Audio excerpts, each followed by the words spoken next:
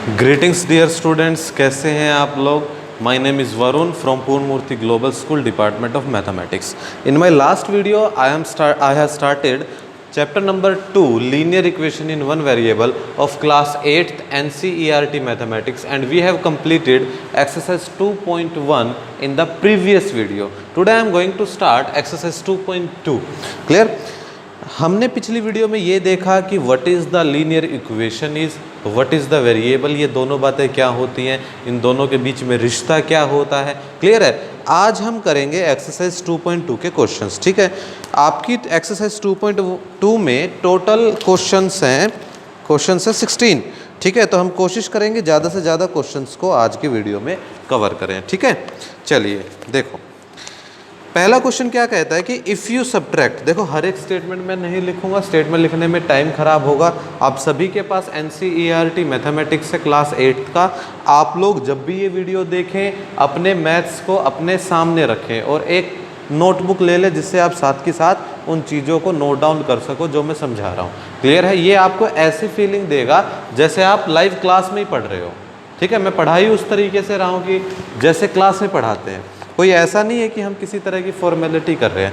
तो इसके लिए आपको अपनी नोटबुक, अपनी बुक जो है वो अपने सामने रखनी है. ठीक है. क्योंकि मैं क्वेश्चंस नहीं लिखूंगा, उसमें टाइम बहुत ज़्यादा खराब होगा. पहला क्वेश्चन क्या है, if you subtract 1/2 from a number. मैं कर रहा हूँ सोल्यूशन फर्स्ट का. If you subtract 1/2 from a number and multiply the result by 1/2 you get 1/8. What is the number. देखो, यहाँ इस पूरी स्टेटमेंट में ये कह रहा है if you subtract 1/2 from a number, एक नंबर की बात हो रही है.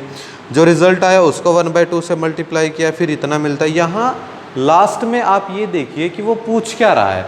वो पूछ रहा है वट इज़ द नंबर. क्या पूछ रहा है बेटा? What is the number. 99% questions में लास्ट में जो वो पूछता है उसी को मैं पहले कोई वेरिएबल मान के चलता हूँ. मैंने ले लिया लेट द नंबर इज. जिस नंबर की ये बात कर रहा है मैंने उसको क्या ले लिया? एक्स ले लिया. क्या ले लिया? एक्स ले लिया. कि जो वो नंबर बात कर रहा है मैंने उस नंबर की वैल्यू क्या ले ली बेटा? एक्स ले ली. क्लियर है मेरी बात. अब इसके बाद अकॉर्डिंग टू क्वेश्चन, क्वेश्चन ने क्या कहा? क्वेश्चन कहता है इफ़ यू सब्ट्रैक्ट, घटा रहे हो अगर तुम 1/2 फ्रॉम अ नंबर, इतना सा, अगर इस नंबर में से क्या घटा रहे हो तुम? 1/2. इतना मैंने काम कर दिया. And multiply the result by 1/2, और जो ये रिजल्ट आया उसको कितने से मल्टीप्लाई कर दिया आपने? 1/2 से. You get 1/8. आपको क्या मिलता है? 1/8. ये क्वेश्चन है और कहता है व्हाट इज़ द नंबर. अब नंबर के बारे में बताइए, नंबर क्या? समझ में आई मेरी बात? उसने ये कहा कि आपके पास एक नंबर है, उसमें से आप 1/2 माइनस करोगे तो क्या होगा? 1/2 माइनस करोगे, जो रिजल्ट आएगा उसको 1/2 से ही मल्टीप्लाई करना है. और बेटा रिजल्ट क्या होगा? 1/8. अब मैं क्या करूँ? सुनो, यहाँ पे 1/2 मल्टीप्लाई में, उधर जाके बेटा डिवाइड में हो जाएगा. बोलो, यहाँ पर इस पूरी टर्म के साथ 1/2 मल्टीप्लाई में है, इक्वल के राइट साइड में जाते ये नंबर कैसा हो जाएगा? डिवाइड हो जाएगा. मैं इसको कर लेता हूँ. x minus 1/2 is equal to 1/8. अब यहाँ मल्टीप्लाई में यहाँ सिंबल कैसा आ जाएगा बेटा? डिवाइड का सिंबल आ जाएगा. कैसा सिंबल आ जाएगा? डिवाइड का. In next step x minus 1/2 as it is रहेगा. समझो, अगर दो फ्रैक्शनल वैल्यू डिवाइड में है, समझो मेरी बात ध्यान से सुनना. यहाँ पर मैं एक जनरल केस ले रहा हूँ. अगर a/b डिवाइड है बेटा c/d, if a/b is divided by c/d, तो मैं इस बात को लिख सकता हूँ कि a/b ये पलट जाता है मल्टीप्लाई बाय d/c. इन दोनों बातों का मतलब एक ही होता है अगर ये बातें फ्रैक्शन में हो. इफ़ a/b डिवाइड करे अगर c/d, a/b को डिवाइड करता है अगर c/d, तो a/b तो सेम रहेगा, डिवाइड की जगह मल्टीप्लाई का साइन आ जाएगा और ये फ्रैक्शन रिवर्स हो जाएगा. क्या हो जाएगा? ये फ्रैक्शन रिवर्स हो जाएगा. That is 1/8 multiply by 2/1. Clear? Then 2 1s are 2, 2 4s are 8. What is get? 1/4. Clear? Then x minus 1/2 is equal to 1/4. अब ये minus 1/2 है, राइट में जाके ये प्लस हो जाएगा. That is x is equal to 1/4 plus 1/2. What is the LCM of 2 and 4 is 4. 4 divides 4, the quotient is 1, and the quotient multiply by the numerator, then result get 1.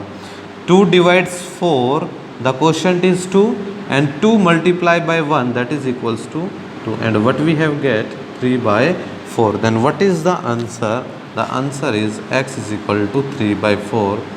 That is the required number is 3/4. Getting my point?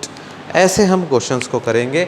हम given statement से एक equation बनाएंगे, linear equation in one variable, और उस linear equation in one variable को हम solve करेंगे जैसे हमने लास्ट एक्सरसाइज में सोल्व किया। तो यहाँ पर आपकी x की वैल्यू आ गई है, आप क्या लिखोगे?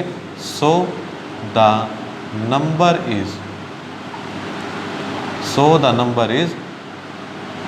x is equal to 3/4। क्या आ जाएगा? x is equals to 3/4। ये आपका इस तरह से क्वेश्चन हो जाता। तो x इज इक्वल टू क्या आ गया बेटा?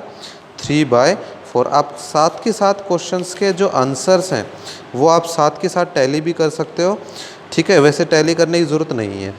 चलिए आगे बढ़ते हैं, फटाफट कर लेते हैं क्वेश्चन नंबर 2। जहाँ पर भी आपको किसी भी क्वेश्चन में ये लगे डाउट है, वीडियो को पॉज कीजिए, उस क्वेश्चन को दोबारा चलाइए और क्वेश्चन क्लियर आपको हो जाएगा, ठीक है? क्योंकि क्वेश्चंस बहुत ज़्यादा हैं, मैं 1 बाय 1 सबको करा रहा हूँ, तो बेटा थोड़ा स्पीड से कराऊँगा। देखो, the perimeter of A rectangular swimming pool, perimeter एक रेक्टेंगुलर स्विमिंग पूल का 154 है। एक मैंने रेक्टेंगुलर स्विमिंग पूल लिया, एक मैंने क्या ले लिया? एक रेक्टेंगुलर स्विमिंग पूल ले लिया, एक रेक्टेंगुलर स्विमिंग पूल ले लिया। किसी भी रेक्टेंगल का आपको पता है बेटा लेंथ होता है और पुत्र क्या होता है? ब्रेथ होता है। बोलो, अगर कोई भी एक रेक्टेंगुलर पूल है या कोई भी रेक्टेंगुलर फिगर है, तो उसकी क्या होगी? लेंथ होगी और क्या होगी? ब्रेथ होगी। मैंने क्वेश्चन का सबसे लास्ट पढ़ा, उसने कहा what is the length and the breadth of the pool. तो पहले यही दोनों बातें मैं मान के चलता हूँ। मैंने ले लिया let the length of the pool, मैंने पूल की लेंथ ली, मैंने क्या ले लिया? x। क्या यहाँ मीटर में या सेंटीमीटर में बात हो रही है? देखिए पेरीमीटर मीटर में दिया है, तो लेंथ भी क्या हो जाएगी? मीटर में। यूनिट्स का ध्यान रखना, यूनिट्स जरूर लिखना है। Let the breadth of the pool. अब हम क्या लेंगे? पूल की ब्रेथ लेंगे, तो क्या हो जाएगा बेटा? b metre. गिवन में आपको पेरीमीटर है, तो आप क्या लिखोगे? The perimeter of rectangular pool. किसी भी रेक्टेंगल का अगर मैं पेरीमीटर की बात करूं बेटा, पेरीमीटर क्या होता है? Twice of length plus breadth. ये सारी बातें आई होप कि तुम्हें आती होगी, क्योंकि आप अपनी लास्ट क्लास में भी मेंसुरेशन में ये सारी बातें सीख चुके हो। क्लियर है मेरी बात? अब इन चीज़ों को थोड़ा आगे बढ़ाते हैं। देखिए ऐसा इसने किया है, अब आप लिखोगे एज गिवन।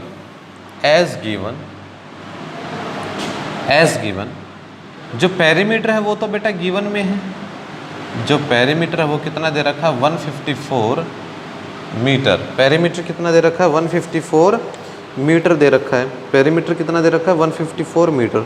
आगे कहता है if length is 2 metre more than twice its breadth. As given perimeter दे रखा 154। पहले तो हमने ये कहानी लिखी, उसके बाद जो पेरीमीटर गिवन है वो कितना गिवन है? 154। और क्या बात गिवन है कि जो लेंथ है वो 2 मोर है, 2 मीटर ज़्यादा है, किससे? ब्रेथ की ट्वाइस से। ऑल्सो जो आपकी लेंथ है, length of the rectangular pool, यहाँ लेंथ की बात हो रही है, तो लेंथ कहता है क्या है? 2 मीटर ज़्यादा है ट्वाइस इट्स ब्रेथ से। तो ब्रेथ जो अगर b है, तो ब्रेथ का अगर ट्वाइस करोगे तो उससे कितनी ज़्यादा है? 2 ज़्यादा है। तो जो लेंथ है आपकी बेटा, जिसको आप l मान के चले हो, वो क्या है? 2b + 2 है बेटा। क्या है वो? 2b + 2 है, क्योंकि इसने बोला ट्वाइस इट्स ब्रेथ, ब्रेथ का ट्वाइस करोगे 2b आएगा, और लेंथ उससे भी 2 मीटर ज़्यादा है, तो बेटा ये क्या हो गया? 2b + 2 हो गया। क्लियर है मेरी बात? अब नाउ जो पेरीमीटर है, अब ये वैल्यूज़ हम सारी रखेंगे बिल्कुल ध्यान से। जो बेटा पेरीमीटर है वो क्या होता है? Twice of length plus breadth होता है। क्या होता है मेरे बेटा? Twice of length plus breadth होता है। पेरीमीटर गिवन में कितना है? 154 है। Very good. ट्वाइस, देखो यहाँ पर जो आपकी लेंथ है, फॉर्मूले में जो आपकी लेंथ है ये L 2b प्लस 2 के इक्वल है ना, बोलो L किसके इक्वल है, 2b प्लस 2 के। तो मैं इस L की जगह क्या लिख रहा हूँ, 2b प्लस 2। क्लियर है, इस L को रिप्लेस करके मैं क्या लिख रहा हूँ, 2b प्लस 2 रिप्लेस कर रहा हूँ क्योंकि गिवन में है, और प्लस में b, ऐसे ब्रैकेट लग जाएगी। क्लियर है पुत्र, यहाँ तक बातें आपको क्लियर है। अब सुनो, 154 इज इक्वल टू, पहले ब्रैकेट के अंदर को सोल्व कर लेते। देखिए 2b प्लस b, यहाँ b और b दो बार है, तो 2b प्लस b कितने b हो गए, 3b, और प्लस कितना आ गया, 2 आ गया। क्लियर, दो तरीके हैं, या तो ये 2 मल्टीप्लाई में इसको डिवाइड में मैं ले लूँ, आसान हो जाएगा थोड़ा सा, नहीं तो इसको अगर अंदर डाल दूंगा तब भी ये बात बन जाएगी। मैं अंदर ही इसको मल्टीप्लाई कर रहा हूँ, 2 है बाहर ब्रैकेट है, तो क्या करेंगे, 2 पहले मल्टीप्लाई करेगा 3b के साथ, 2 3 ज़ा 6b प्लस 2 2 ज़ा 4, ये अब ऐसे बन गया। क्लियर है, 6b ये b है, 6b प्लस 4। अब ये 4 प्लस में इधर आके माइनस में हो जाएगा, -4 is equal to 6b, 150 is equal to 6b, यहाँ से आगे 150 इज इक्वल टू 6b, तो b की वैल्यू 6 प्रोडक्ट में है, यहाँ के डिवाइड में हो जाएगा, ये सॉरी 6 है, तो ये कितना हो जाएगा, 150 को जब 6 डिवाइड करेगा, 6 2 ज़ा 12 और 6 5 ज़ा 30, तो बेटा b कितना आ जाएगा आपका, 25 आ जाएगा। If b is 25 then what is the length, length क्या है, ट्वाइस ऑफ b से 2 ज़्यादा है, तो ट्वाइस ऑफ b किया, 2 ज़्यादा हो गया, 50 plus 2 that is 52 metre. Clear है, तो आपका यहाँ से लेंथ भी आ गया बेटा और ब्रेथ भी आ गया। लास्ट में क्या लिख दोगे, so length of pool, length कितना आया है, 52 मीटर आया है, और बेटा जो ब्रेथ आया है कितना आया है, 25 मीटर। आपकी ये दोनों बातें यहाँ से निकल गई है। क्लियर है, रिपीट कर रहा हूँ, एक रेक्टेंगुलर पूल है, 154 मीटर उसका पेरीमीटर दिया है, और लेंथ के बारे में ये कहा है कि लेंथ ब्रेथ के ट्वाइस से 2 ज़्यादा है। जो लेंथ है वो ब्रेथ के ट्वाइस से कितनी ज़्यादा, 2 ज़्यादा। मैंने माना length of the pool L है, breadth of the pool B है, और जो पेरीमीटर है वो कितना हो जाएगा, twice into L plus B। दोनों वैल्यू रखी, perimeter twice into L plus B होता है, L की वैल्यू रिप्लेस कर दिया, पैरामीटर का डाल दिया, लीनियर इक्वेशन था, सोल्व कर दिया, दैट्स इट। क्लियर, अगर कैलकुलेशन में डाउट है आप वीडियो को दोबारा देखिए, बातें क्लियर हो जाएंगी। ठीक है, एक एक क्वेश्चन कराना बेटा, इसीलिए थोड़ा सा स्पीड में हमने चलना पड़ेगा, क्वेश्चंस बहुत ज़्यादा हैं, टाइम बहुत कम है, we have a lot of syllabus to cover. Clear, आपका कोई नुकसान नहीं होगा अगर आप घर पे हो तो। ठीक है, चलिए आगे बढ़ते हैं। क्वेश्चन नंबर 3 क्या कहता है, क्वेश्चन नंबर 3 सॉल्यूशन पार्ट में कर रहा हूँ। The base of A isosceles triangle, इससे पहले आपको आइसोसेलेस ट्रायंगल के बारे में समझना पड़ेगा कि आइसोसेलेस जो ट्रायंगल है, आइसोसेलेस जो ट्रायंगल है वो क्या होता है। देखिए आइसोसेलेस ट्रायंगल वो होता है जिसकी 2 साइड्स इक्वल होती हैं, जिसकी 2 साइड्स क्या होती है, इक्वल होती है। Suppose I am taking a triangle ABC in which AB and AC are equal and BC से B। क्लियर है, आइसोसेलेस ट्रायंगल क्या होता है, in that triangle 2 sides are equal and the third one is the different side। Clear, अब अगर ऐसा है तो समझिए क्वेश्चन क्या गिवन है, the base of N isosceles triangle is 4/3 centimetre. Base कितना दिया है, 4/3 सेंटीमीटर है। आप ये लोगे late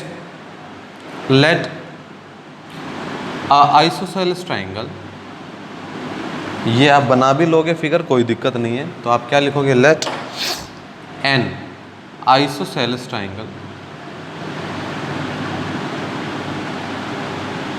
having equal sides A and B as its third side।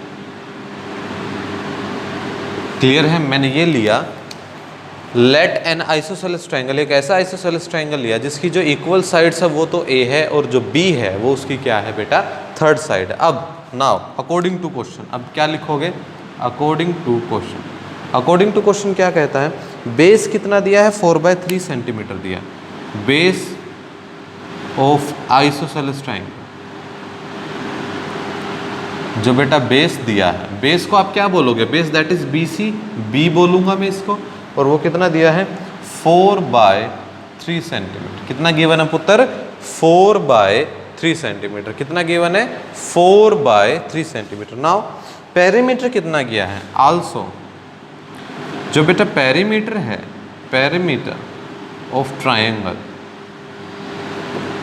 Perimeter कितना दिया है 4:2/15, 4:2/15 सेंटीमीटर, 4:2/15 सेंटीमीटर। और अब हमें निकालना है find what is the length of the either of the remaining equal side. ये दोनों बातें दी।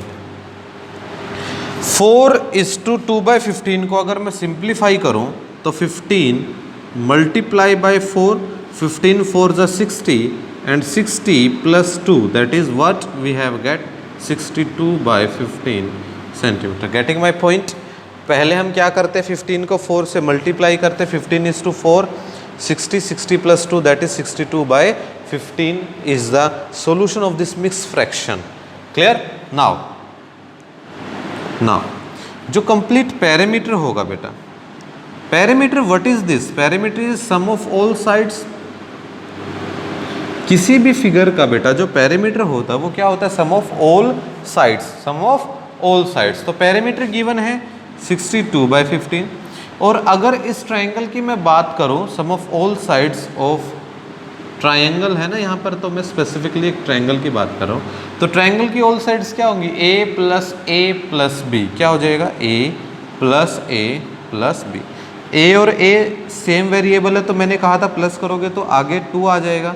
और B क्या है 4/3, क्या है 4/3। और इधर लेफ्ट में क्या है 62/15, लेफ्ट में क्या है 62/15। इन बातों को ऊपर मैं लिख रहा हूँ, इसके बाद का जो सॉल्यूशन पार्ट है वो देखिए यहाँ करवा रहा हूँ।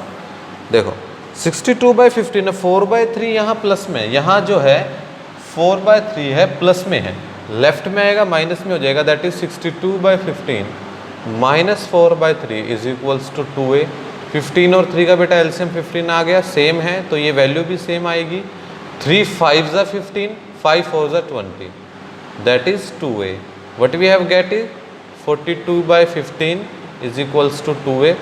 नाउ इसको थोड़ा सा और सिंप्लीफाई क्या हम कर सकते हैं, बिल्कुल कर सकते हैं। 3 पे कैंसिल करो, 3 5 = 3 1 = 3 4 that is what 14/5 is equals to 2a।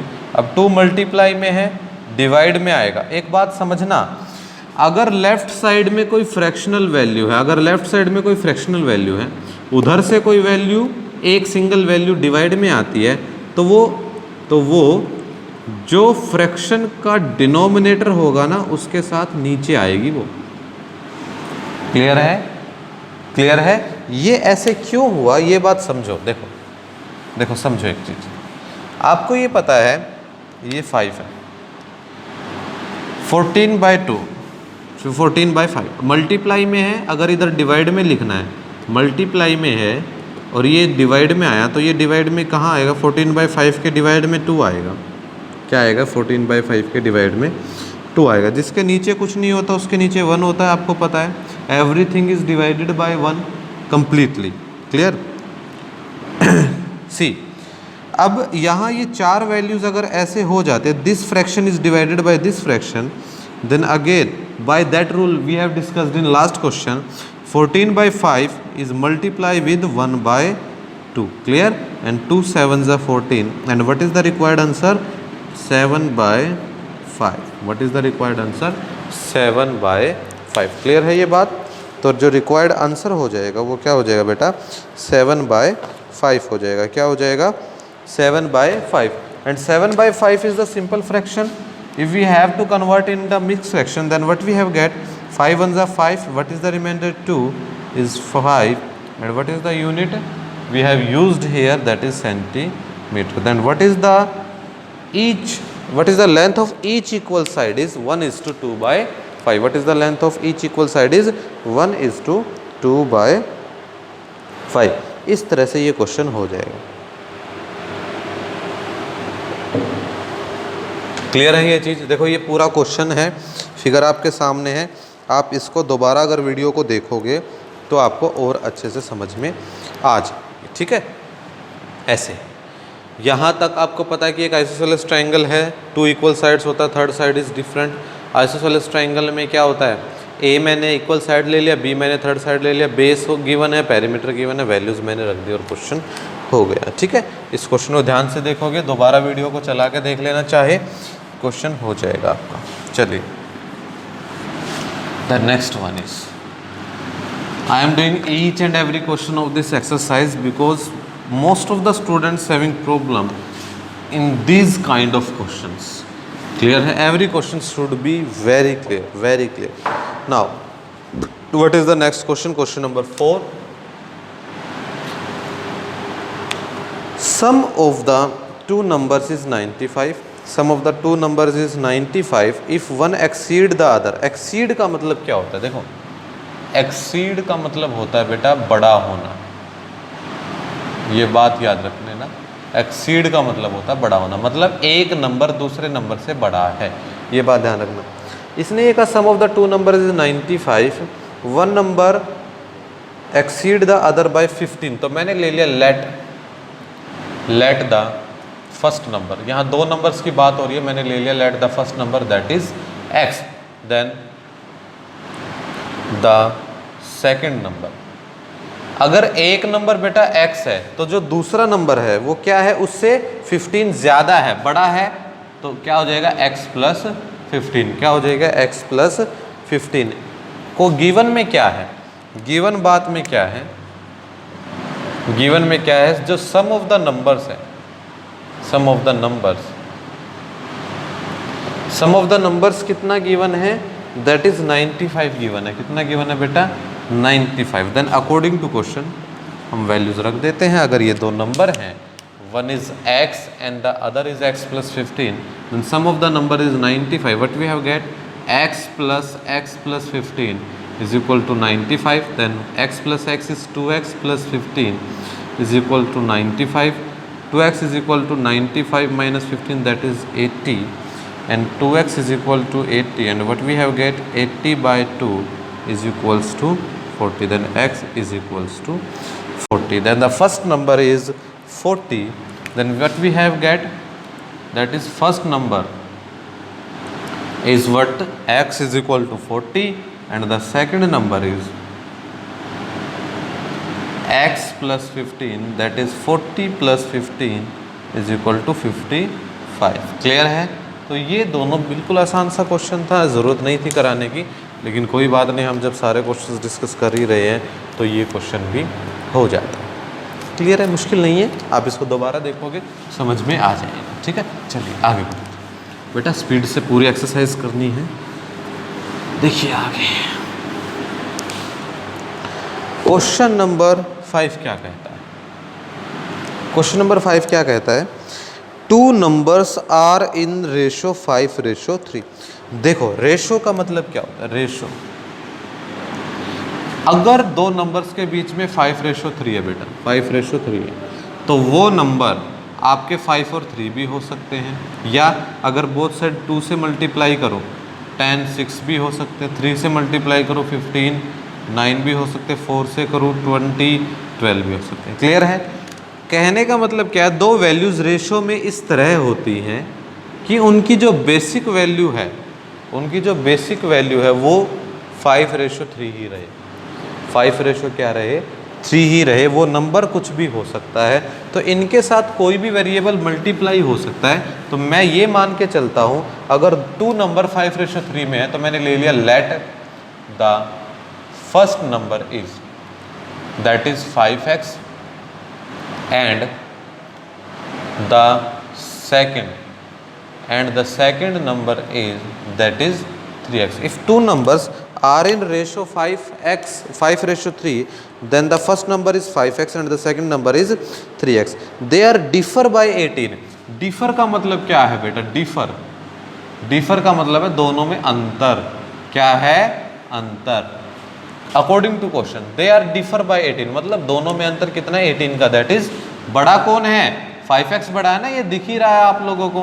That is 5x minus 3x is equal to 18, 2x is equal to 18 and what is x? X is equal to 9. Then what is the value of x is 9. From that part we can put the value of x here.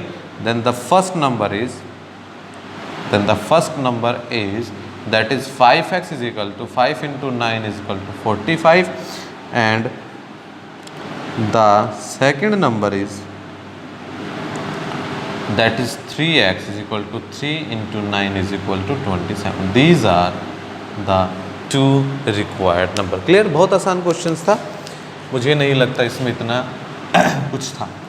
दो number हैं, उनके बीच का difference 18 है, linear equation in one variable बनी, and this is the simplest questions we have done up to now.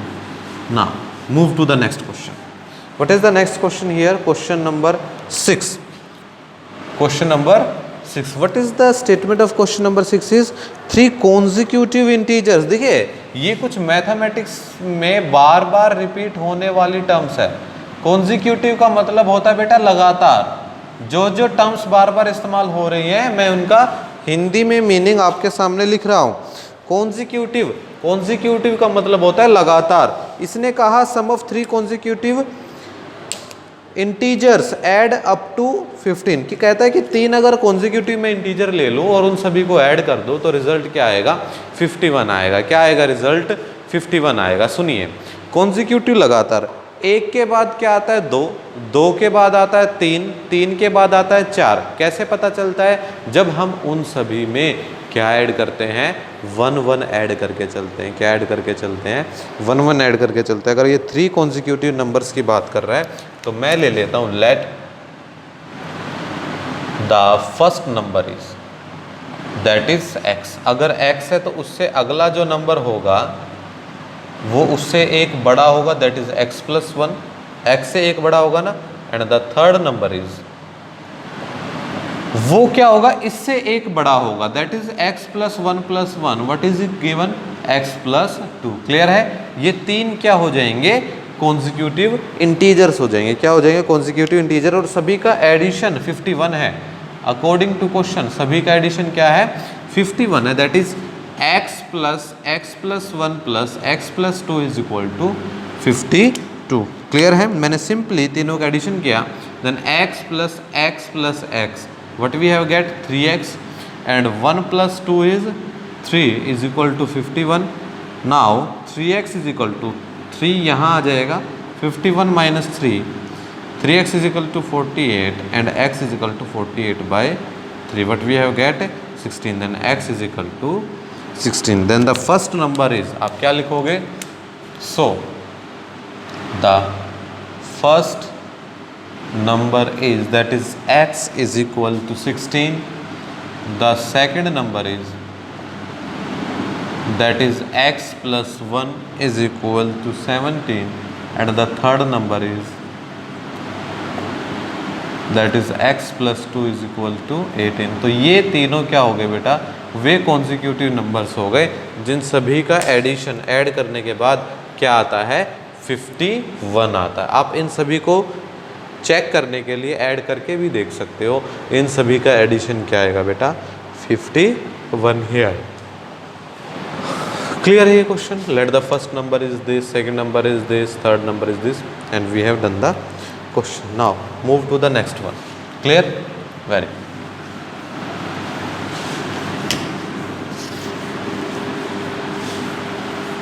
जहाँ ज़रूरत पड़ेगी हम क्वेश्चंस को स्किप भी करेंगे, कुछ तुम्हारे लिए भी छोड़ेंगे.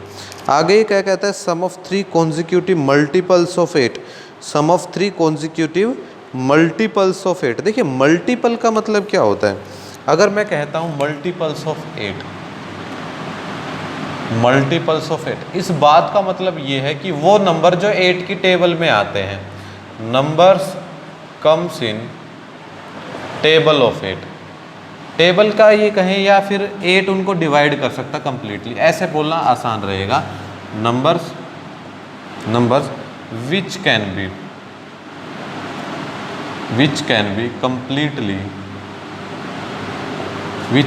completely divided by 8 except 0. Clear, zero को छोड़कर, जीरो को छोड़कर, क्योंकि देखो जीरो को कोई भी डिवाइड कर सकता है, इस बात पे तो कोई दो राय नहीं है। जीरो को छोड़कर जो नंबर, जीरो को छोड़कर जो नंबर 8 से कंप्लीटली डिवाइड हो जाता है, कुछ भी रिमाइंडर नहीं बचता, वो नंबर मैं क्या कहूँगा, 8 के मल्टीपल्स होंगे। क्या होंगे? 8 के मल्टीपल्स होंगे। और वो क्या क्या हो सकते हैं? That is 8, 8 to the 16, 24 and so on. ये सारे के सारे क्या है? 8 के मल्टीपल्स है। क्या है? ये सारे के सारे 8 के मल्टीपल्स है, क्योंकि इन नंबर्स को अगर 8 से डिवाइड किया जाएगा तो कुछ भी रिमाइंडर नहीं बचेगा, तो कुछ भी रिमाइंडर नहीं बचेगा। Solution number 7। सॉल्यूशन नंबर 7 क्या कहता है? Sum of 3 consecutive multiples of 8।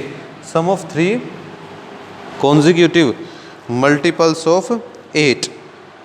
अगर मैं ये मान लूँ, देखो आसान क्वेश्चन कैसे रहेगा, मल्टीपल ऑफ 8 लेना है ना, मल्टीपल्स ऑफ 8 लेना है, तो मैंने ले लिया let the first number is, मैं ले लेता हूं x। सुनो, अगर मैं एक कॉन्जिक्यूटिव मल्टीपल्स की बात करूं तो देखिए 8 होगा, 8 के बाद क्या होगा? 16 होगा, 16 के बाद क्या होगा? 24 होगा। ये मैंने कैसे निकाले? मैं हर एक में +8 करता जा रहा हूँ। क्या करता जा रहा हूँ? +8। और मेरे पास कॉन्जिक्यूटिव मल्टीपल्स मिल रहे हैं किसके? 8 के। दैट इज अगर फर्स्ट नंबर मैंने कोई भी रैंडमली x पकड़ लिया, then the second number is, then the second, let the first number नहीं, मैं बोलता हूँ फर्स्ट मल्टीपल ऑफ इट, ऐसे बोल लेता हूँ। Let the first multiple of 8 is equal to x, let the second, then the second multiple of 8। हम क्या करेंगे? सिंपली x में क्या जोड़ देंगे बेटा? 8 जोड़ देंगे। क्या जोड़ देंगे? x में सिंपली 8 जोड़ देंगे। क्या लिखेंगे फिर? Then the third multiple of 8 is equal to x plus, इसमें फिर 8 जोड़ दोगे तो कितना हो जाएगा? 16 हो जाएगा। कितना हो जाएगा मेरे बेटा? 16 हो जाएगा। कितना हो जाएगा? 16। ये तीनों बातें क्लियर हैं भाई। सबसे पहले मैंने x मान लिया, उसमें 8 जोड़ा तो सेकंड मल्टीपल आ गया, उसमें भी 8 जोड़ा तो क्या आ गया बेटा? थर्ड मल्टीपल आ गया। नाउ अकॉर्डिंग टू क्वेश्चन क्या बोलेंगे? अकॉर्डिंग टू क्वेश्चन इसने कहा इन सभी का जो ऐड करोगे आप तो क्या आएगा? 888 आएगा। कितना आएगा? 888। According to question x plus 8 plus x plus 16 is equals to 888। What we have get now, that is 3 variable x and all are positive, then what we have simply write it as 3x, and 8 plus 16 is nothing but 24, is again can be written as 888. Clear? Then 3x is equal to 888 minus 24. What we have get? 864. 3x, then 3x is equal to 864 by 3. 3 2s are 6. What we have remaining? 2. That is 3 8s are 24 and again 3 8s are 24. Then the first number is 288. What we have get? The first number is 288. तो आप क्या लिखोगे? सो ये last में लिखना ज़रूरी है, ऐसा नहीं कि आप x की वैल्यू तक सोल्व करके उसको वही छोड़ दोगे। क्या लिखोगे? So the first multiple of 8 is equal to जो x है वो कितना है बेटा? 288. Then the second multiple of 8 is equal to x plus 8, that is nothing but 296. This is the second number. These are the numbers, and the third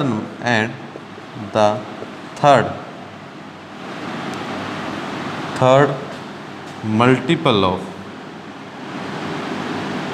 8 is equal to x plus 16, and what we have get? 288 plus 16. This is nothing but 304. Clear है?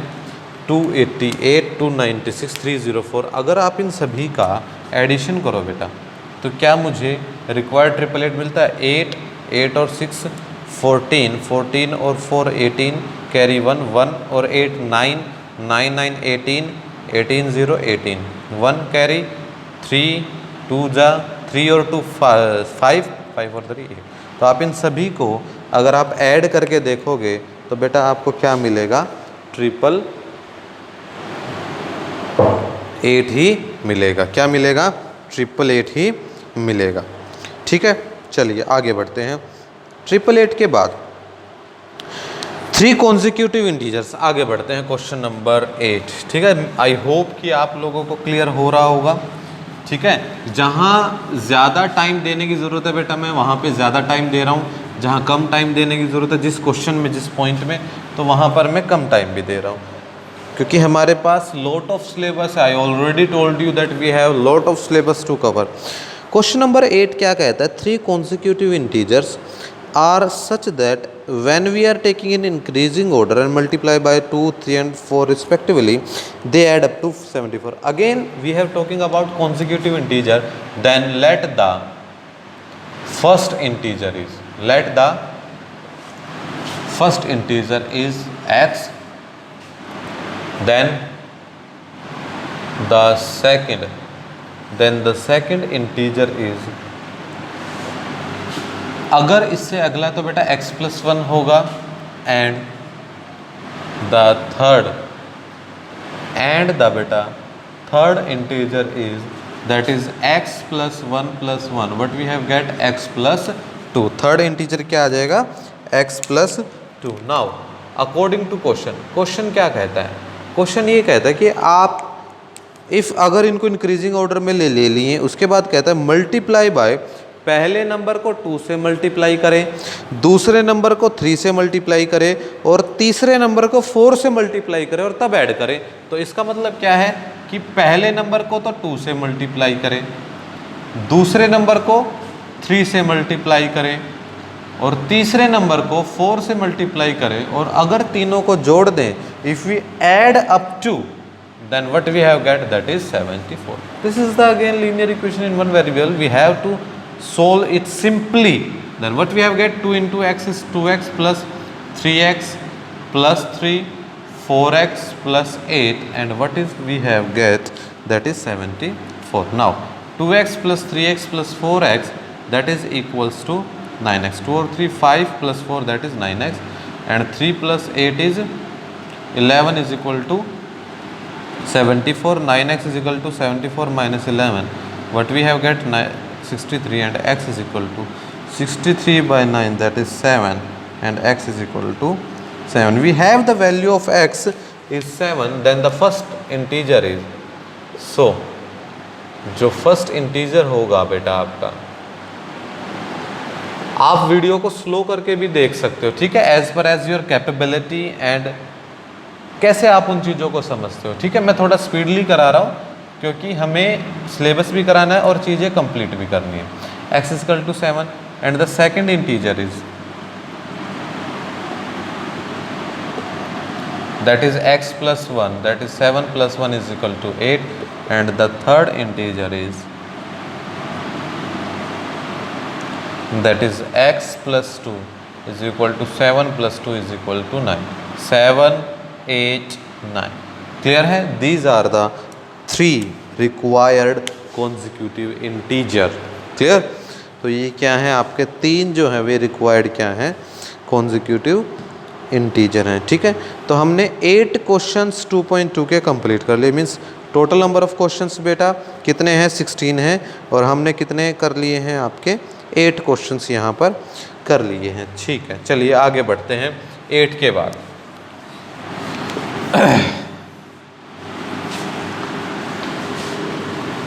8 questions के बाद हम आगे बढ़ते हैं कि ये चीज़ें क्या हैं।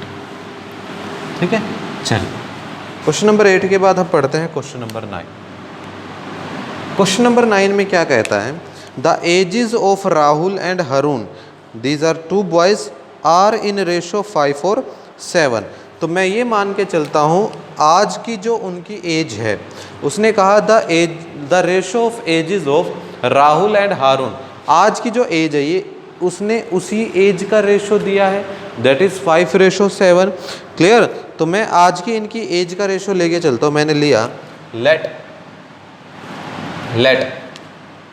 राहुल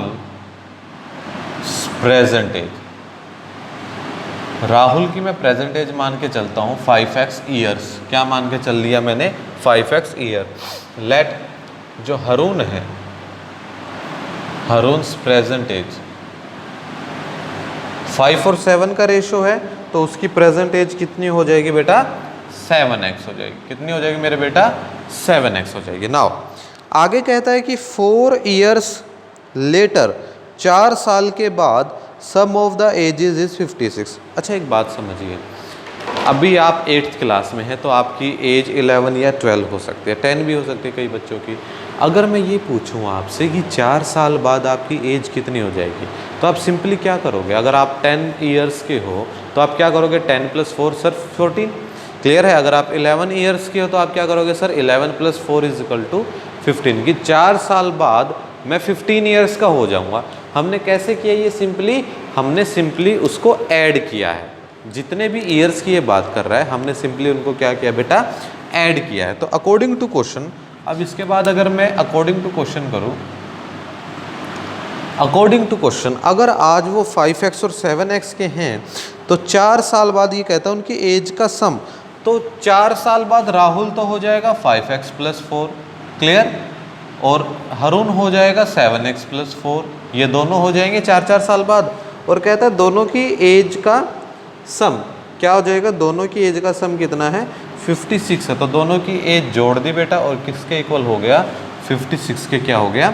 इक्वल हो गया। ठीक है, अब सिंपल इक्वेशन है, linear equation in one variable. 7 और 5 that is 12x, and 4 and 4 that is 8। 4 and 4 that is 8। पानी दे। अब ये 56 के इक्वल हो गया बेटा, that is 12x = 56 - 8। what we have get, that is 48. 12x = 48, and what is the x? X = 4, then x = 4। तो बेटा x कितना आ गया मेरे बच्चे? 4 आ गया है। x कितना आ गया है? 4 आ गया। तो हम क्या लिखेंगे? हम लिखेंगे so Rahul's present age that is 5x। 5x क्या हो जाएगा? 5 × 4 = 20 years, and Harun's present age is equal to 7x, that is 7 × 4 = 28 years। तो आपके सामने इन दोनों की प्रेजेंट एज आ गई है। क्या आ गई है? प्रेजेंट एज है, that is 20 years, and what we have get 28 years। Clear है? तो यहाँ तक अपने कितने क्वेश्चंस हो जाते हैं बेटा? क्वेश्चन 9 हो जाते हैं। कितने क्वेश्चन हो जाते हैं? 9 क्वेश्चंस हो जाते हैं। क्लियर है? तो इस वीडियो के लिए हम इतना ही रखते हैं। We will continue the remaining questions of this exercise in my next video. Clear है? तब तक के लिए थैंक यू वेरी मच। और बेटा पढ़ते रहो अपने घर में, सबका ध्यान रखो। All the best. Thank you.